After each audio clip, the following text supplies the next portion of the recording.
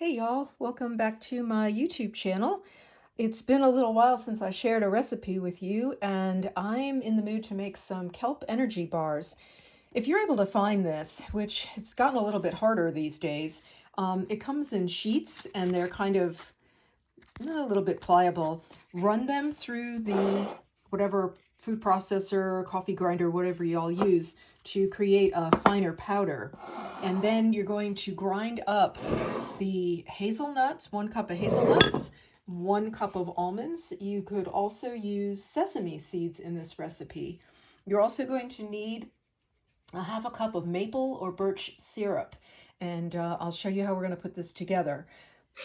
Once you have the nuts and the kelp ground up, put everything together through the machine one more time so you have a really good blend.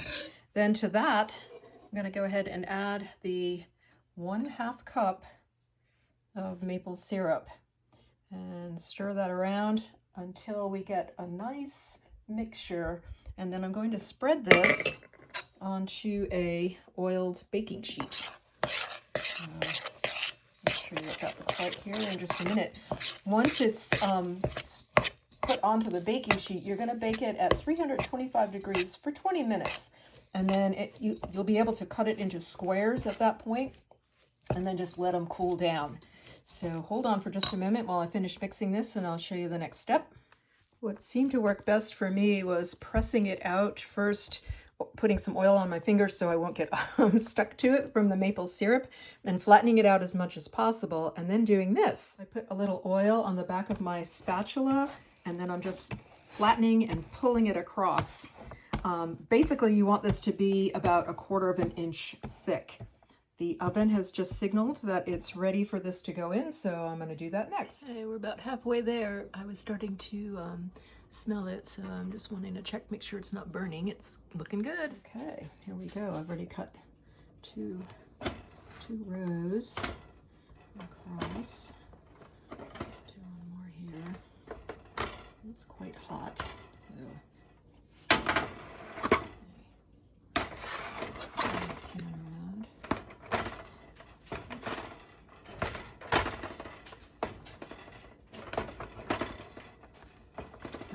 when I make this, I always wish I made more. You can store these in an airtight container, provided you don't devour them all in one go. Okay, so there you have it.